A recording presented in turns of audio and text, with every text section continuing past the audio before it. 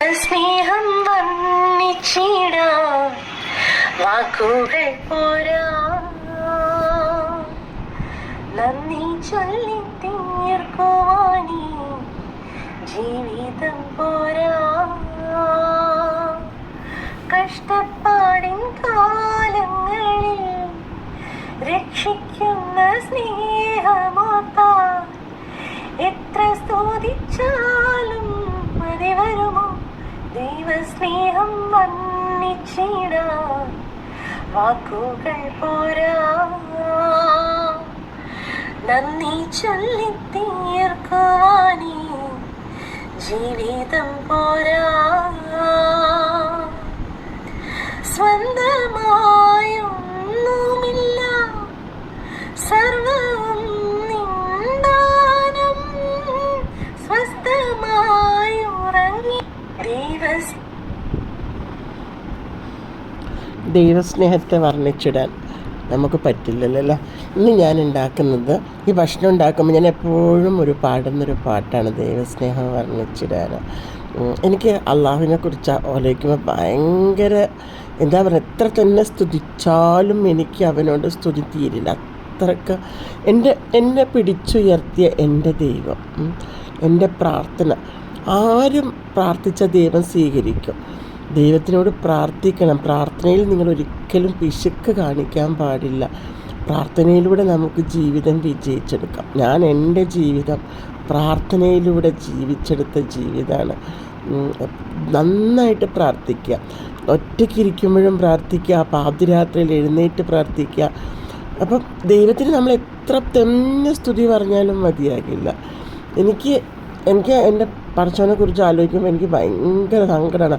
എന്ന് വെച്ച് കഴിഞ്ഞാൽ അവൻ തരുന്ന ഓരോ അനുഗ്രഹങ്ങളെ എത്ര തന്നെ അവന് സുജൂദ് ചെയ്ത് കഴിഞ്ഞാലും മതിയാകില്ല. ഞാൻ പറയുമ്പോൾ എനിക്ക് ഭയങ്കര വിഷമം വരും. ഞാൻ ഉണ്ടാക്കാൻ പോകുന്നത്, ഞാൻ ഐഷാസ് ഫ്ലവേഴ്സിലേക്ക് എല്ലാവർക്കും സ്വാഗതം. ഞാൻ ഉണ്ടാക്കുന്നത് വാഴമാണിയാണ് കേട്ടോ.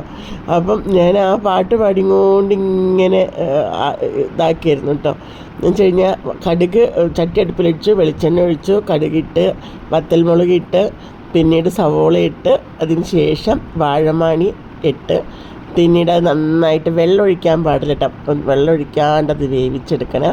ആ തീര് കടന്നിട്ട് ആ ചട്ടിയുടെ ചൂട് തട്ടി വേവണം. എന്നിട്ട് പിന്നെ തേങ്ങ ചതച്ചെടുത്ത് അതിനകത്തേക്ക് ഇട്ട് കൊടുത്തു കേട്ടോ. അപ്പുറത്തെ ചട്ടിയിൽ ഞാൻ അയല വറക്കാൻ വേണ്ടി വെച്ചിട്ടുണ്ട്. എന്നിട്ട് കണ്ടോ ഇതിനകത്ത് ഇങ്ങനെ കിടന്നിട്ട് അമർന്ന് വേവണം. ഒട്ടും വെള്ളം ഒഴിക്കരുത്. വെള്ളം ഒഴിക്കാണ്ട് വെക്കുമ്പോൾ ഭയങ്കര ടേസ്റ്റാണ്. ക്ഷമയോടുകൂടി ചെറിയ ഫ്ലെയിമിനകത്ത് വെക്കാം. നമുക്ക് പടച്ചോനെ അനുഗ്രഹിച്ചിട്ട് എന്തെല്ലാം ഭക്ഷണങ്ങൾ ഉണ്ടാക്കാൻ ഭൂമിയിൽ ഉണ്ടാക്കിയിട്ടുണ്ടല്ലേ. വിഭവങ്ങൾ ദൈവം ഒരുപാട് ഇറക്കിയിട്ടുണ്ട്. അതാണ് പറയുന്നത്, ദൈവസ്നേഹം വർണ്ണിച്ചിടാൻ നമുക്ക് വാക്കുകൾ പോരാ. അവൻ നമ്മൾ ജനിക്കുമ്പോൾ നമ്മളൊന്നും കൊണ്ടുവന്നിട്ടില്ല. വെച്ചുകഴിഞ്ഞാൽ ഖുർആനിൽ പറയുന്നുണ്ട്, എന്താണ്, നിൻ്റെ മക്കളോ നിൻ്റെ സ്വത്തോ നിൻ്റെ വീടോ നിൻ്റെ സമ്പാദ്യമോ നിൻ്റെ ഭർത്താവോ മാതാപിതാക്കളോ ഒന്നും നിൻ്റെതല്ല, അതൊക്കെ ഞാൻ നിനക്ക് തന്നതാണ്. അത് ഞാൻ ഏത് നിമിഷവും ഞാൻ നിന്നിൽ നിന്ന് എടുക്കും. അപ്പം അത് ഓർത്ത് നീ ഭൂമിയിൽ ജീവിക്കണം. ഇതൊന്നും മനുഷ്യനായി നമുക്ക് പോലും അഹങ്കാരം, അസൂയ, കുശുമ്പ്, കുന്നായ്മ എന്നൊക്കെയാണ്. സ്വന്തം ചോരകളെ നോക്കില്ല, സ്വന്തം ചോരകൾക്ക് എന്തെങ്കിലും വരുമ്പോൾ കളിയാക്കി ചിരിക്കുക, അവരെ ശപിക്കുക, എന്നിട്ട് അവനവൻ നന്നാവുമോ? അതും നന്നാവില്ല. അപ്പോൾ അതുകൊണ്ട് നമ്മളെപ്പോഴും ചിന്തിക്കണം, നമ്മൾ എങ്ങനെയാണ് ജനിച്ചത്. ഒന്നുമില്ലാതെ ജനിച്ച് നമ്മൾ 6 അടി മണ്ണിലേക്ക് പോകുമ്പോൾ ആരും ഒന്നും കൊണ്ടുപോകില്ല. എല്ലാവരും കൊണ്ടുപോകുന്നത് മണ്ണിലേക്ക് തന്നെ നമ്മൾ തിരിച്ചു പോകും. 6 അടി മണ്ണ്. അപ്പം അതെല്ലാവരും ഓർത്ത് ജീവിക്കുക. ഒന്നിനും നമ്മൾ പോവാതിരിക്കുക. പോയിട്ടുണ്ടെങ്കിൽ നമുക്ക് ദൈവമുള്ള അനുഗ്രഹങ്ങൾ എടുത്ത് കളയും. നമ്മളെ പറ്റി അസൂയോ കുശുമ്പോ ഒക്കെ ഉണ്ടായിക്കോട്ടെ, അത് നമ്മൾ മൈൻഡ് ചെയ്യേണ്ട. അത് ദൈവം അവർക്ക് തന്നെ തിരിച്ചടിക്കാനും ഉണ്ടാവും.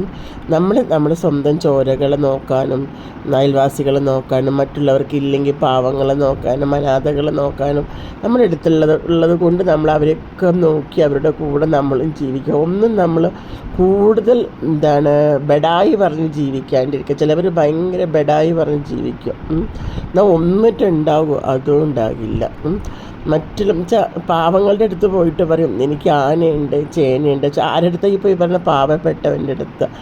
അപ്പം അവരോട് എന്ത് പറഞ്ഞിട്ട് എന്താ കാര്യം? ആ പാവപ്പെട്ടവൻ ഇങ്ങനെ മേലോട്ട് നോക്കിയപ്പോൾ അതിന് സുഖം കണ്ടെത്തുന്ന കുറേ മനുഷ്യരുമുണ്ട്. അപ്പോൾ അതൊക്കെ ശ്രദ്ധിക്കുക. നമ്മുടെ ജീവിതം നമ്മൾ നല്ല വഴിയിൽ മാത്രം കൊണ്ടുപോവുക. പിന്നെ അതിൽ കൂടെ ഞാൻ തൈര് ഉണ്ടാക്കാമെന്ന് വിചാരിച്ചു.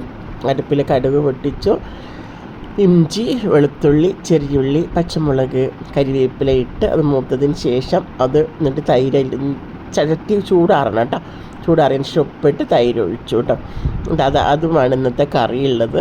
ഇത്രയാണ് ഇന്നത്തെ വിഭവങ്ങൾ. ഈ കറി എന്നെ പഠിപ്പിച്ചിട്ട് എൻ്റെ കൂടെ ജോലി ചെയ്ത എക്സ്റേ ടെക്നീഷ്യൻ ലതയാണ്.